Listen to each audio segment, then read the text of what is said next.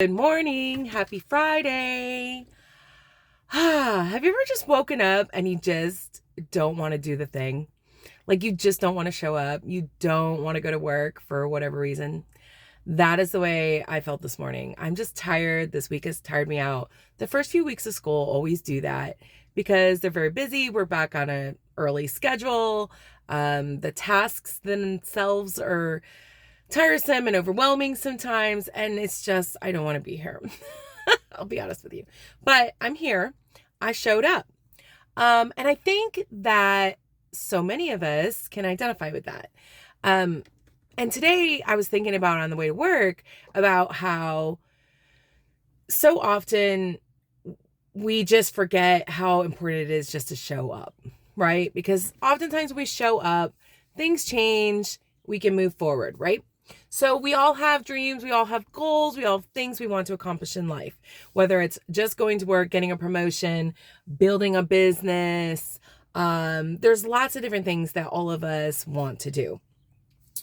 And so it got me thinking this morning about how do we show up when we don't feel like it and to be successful with our goals? Like, how do we actually accomplish goals when we just don't feel like it? Like whatever our goal is, short-term goals, long-term goals. And I think there's 5 things that we can do and should do. The first one is probably one of the most important.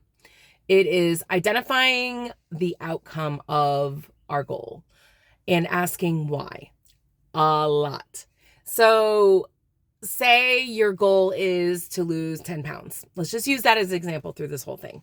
So say your goal is to lose 10 pounds or 20 pounds or whatever it is that you want to lose some weight. Ask yourself why. Like, why do I want to lose 10 pounds? Because I don't like the way I look 10 pounds heavier. Well, why? Because I don't feel confident. I don't feel good about myself. Well, why? Oh, because going upstairs is hard for me and I am not able to go up the stairs without losing breath or something like that. Well, why? Because I have 10 extra pounds of weight that is too much for my body and it makes me not feel my best. Well, why? Because I've been emotionally eating because this other issue is bothering me and I have been using food as a coping mechanism. So when we ask ourselves why at least 5 times when we are thinking about our goals and we're thinking about why we want the outcome of our goal, it helps us to kind of like get to the root oftentimes, or at least closer to the root of why we're doing the thing we're doing. And that is motivational and inspirational, and oftentimes will help kickstart us in our determination and discipline to do our goal, to accomplish our goal. We always take it a step further to ask why, because we want to get to that root. And for some of us, we don't even know how to answer the question, right? And that's okay. But it makes us think. It makes us think about why we're doing this thing that we're doing. And it can also help us to stop. Like if we don't have a good reason as to why we have this goal, it'll make us stop. And it also can help us really divide out our goals and say, this doesn't need to be a goal of mine. Maybe this thing that I'm trying to do is not really for me. It's not really aligned with what I need to do or what I need to accomplish. And we can do this for short-term goals and long-term goals.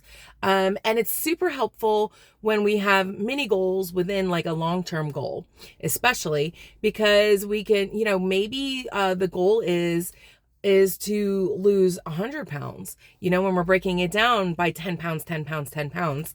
And maybe when we get to that last 10 pounds of the 100 pounds, we don't have a good reason of why we need to lose that last 10 pounds, and that can make us stop. And we say, well, I had this goal of 100 pounds lost, but I don't really need to lose that 100 pounds. I'm stressing myself out because maybe my whys aren't aligning with what my original goal is focused on. And this is really helpful when we're talking about like business goals and business focuses in entrepreneurship and solopreneurship. So this first step is absolutely crucial for us to solidify why we're doing what we're doing. Because oftentimes when we have these goals, we are sacrificing a lot to attain those goals. So number one is super important. Keep asking yourself why. Like, go deeper at least 5 times when you identify your goal. And this is especially true when we are struggling with starting our goal. Okay. So the second thing is to determine what is holding you back. Like, what is actually holding you back from attaining this goal? So using the example of losing 10 pounds, right? So we asked ourselves why, but now we need to figure out, like, what is stopping me from losing these 10 pounds that I haven't already done this? Or maybe I'm struggling getting started in my goal to lose 10 pounds. So maybe it's, I just don't feel like it. I don't feel like going and exercising. It's too cold outside or too hot outside. So I don't want to go outside and walk or exercise or go to the gym. I don't have enough time. I don't have enough time to go to the gym. I don't have enough time to create healthy meals for myself. My bed really needs me. I need to stay in this comfy cocoon. So I don't want to get up earlier to make the time to exercise and make the food that I need and pack my lunch for work. So what is it that we have to determine? Not only what it is that's holding us back, but then we have to take it a step further again and figure out a way to either remove that obstacle or go around it. So using our example of losing 10 pounds, if it's too hot or too cold, then we need to maybe adjust the air conditioning or the heat in our home so that we are able to get up. Or maybe we decide, okay, it's too hot or cold to do the exercise in my garage or go out for a walk or whatever we're doing. For exercise, maybe I need to go walk on the treadmill at the gym. I don't have time. Well, maybe I need to get up earlier, which means I need to go to bed earlier. So we need to figure out what that obstacle is, and then we need to figure out how to either remove the obstacle or how to go around it. And this can be the bugaboo for a lot of people, is because either they don't want to see the obstacle or don't want to remove it. And that's where kind of the rubber meets the road of whether or not you really want to do this goal, really, whether you're really committed to doing this, which kind of goes back to our number one of understanding our why. Like, why are we doing this? That's why that's so crucial to, achieving those goals and really showing up when we don't feel like it, when we don't feel like going for the run or the walk or eating the healthy food, if our goal is to lose 10 pounds. And this translates to business. Like, why am I doing this for my business? Well, because of XYZ. What is my obstacle? It's because I don't have time, or because I don't believe in myself, or whatever the reason is of why we haven't moved on towards our goal. We need to figure out what the obstacle is and either remove it or figure out a way around it. So how do we do that? Right? Brianna, how do we do that? So this next step is crucial to that. It is deciding the smallest possible action step towards our goal, or how to get around that obstacle, right? So 2 things usually happen that is stopping us, or that we are giving in to the obstacles. Either we feel completely overwhelmed by the magnitude of the situation. Losing a whole 10 pounds maybe feels like a lot, or, 100 pounds or 20 pounds or whatever it is. So what is the next smallest step? Losing 1 pound, right? So how do we lose 1 pound? 1 pound. That's a lot easier to think about because the magnitude of it is a lot smaller than 10 pounds, 20 pounds, 100 pounds, whatever it is we're trying to do. And then the second thing that happens to a lot of us when we are trying to attain a goal or do something new, whether it's for our business or personally, is we get stuck in our own brains. When we get stuck in our own brains, it is really hard to get out of there. So what do we do? How do we get around the obstacles of the magnitude of things and our own brains? Like, what do we do? I think the fourth step of the process of reaching our goals is accountability. So what accountability does for us is when we have told someone, hey, someone trusting, someone we trust and that we care about, and we care about what they think in a healthy way, is having accountability with this person.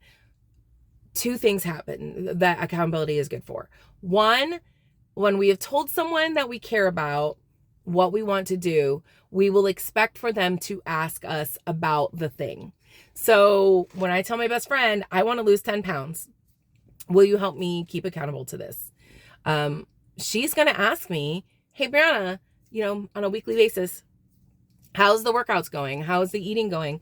What does the scale look like? She's going to ask me about it. How's the situation going?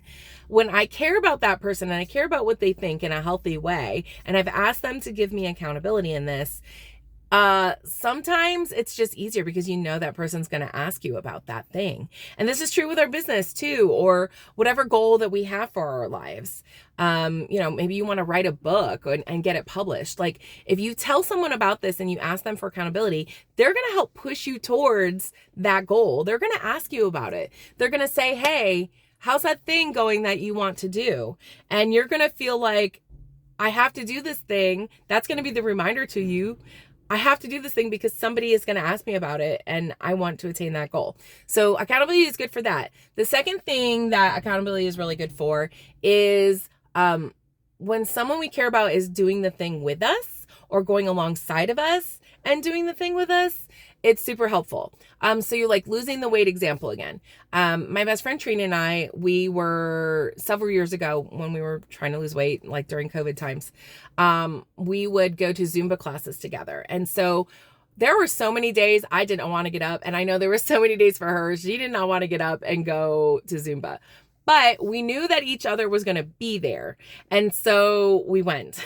We both went. We both showed up. There was only a handful of times when we didn't. And we did it for like 2 years. And we lost a ton of weight. And we felt so good about ourselves. Like I remember that was a few years ago. And I felt so good about myself. And I was reaching my goal. What my goal was at the time was to feel good and be at my fittest point and lose weight. So knowing that someone is going to be there with you, doing the thing alongside of you is super helpful. So how do we do that like with our businesses, right? Because we don't necessarily have someone who's going to keep us accountable, who's doing the thing with us, right? I think this, for me as a coach, this is just the opportunity where I say, get yourself a coach. This is something that is super helpful when we have goals, especially when we have like long-term goals for ourselves.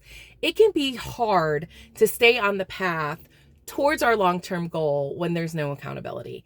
So getting yourself a coach, someone that you feel comfortable with, someone who inspires you, someone who can show that they have a process and they have a program that is going to help you reach your goal of whatever it is, either for your business or like a long-term goal that you have for yourself. Heck, if you have like weight loss goals and fitness goals, coaching helps you, especially like a fitness coach of some sort, or like a trainer or someone who's going to keep you accountable, who's doing the thing with you. So that's what a coach does, is they do the thing with you. We help you do the thing. We encourage you. We're going to ask you the questions. So we're going to go back to number 1. We're going to ask you why you're doing your thing. So if you can't do it on your own, whatever this thing you're doing, and that's okay, because sometimes we can't do things on our own. There are so many things I can't do on my own that I have to have a coach for, because I just need that accountability. I need someone there to walk me through the thing to make sure I'm doing the thing. Because number 5 in reaching our goal is actually doing the work. So we've done all the things. We've asked ourselves why. We've determined what's holding us back, and we're trying to work around it it or work through it or remove that obstacle. We've decided our next action step. We have accountability in place. Someone's going to ask me about the thing. Now I have to actually do the thing. And this has been true for me with my coaching business. I needed a coach to coach me. I needed someone to say, Brianna, did you work on your website today? Brianna, have you been doing your videos? Brianna, have you gone and interacted with people on social media? Brianna, are you creating your posts that you're going to put on Instagram? I need someone there to help coach me, and I need someone there to ask me questions of why I'm doing this and ask me, is that how you really want to do this thing?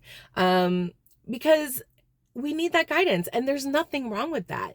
Some of the most successful people in life, the reason they are successful is because they had someone backing them up. They had someone walking through things with them, and then they made them do the work. They asked them, are you doing the work? And that's what step 5 is actually doing the work. So we have the accountability. We have someone asking us. Now we got to actually do the thing. So how do we do the thing? We have to create a schedule for ourselves. We have to schedule the things that are important to us. We have to prioritize those things. I think something that's really important is reminding ourselves that we are worth this thing that we're doing. Going back to the losing weight thing, you are worth losing the weight. I am worth losing the weight and taking care of myself and making sure that I'm fit and healthy and eating good foods instead of eating crap and filling my face with snacks to fix that emotional thing, to feed that emotional comfort that I need. Doing the work. So sometimes doing the work is going into therapy to talk about the things so you're not feeding your face and you're talking about the things and healing the things.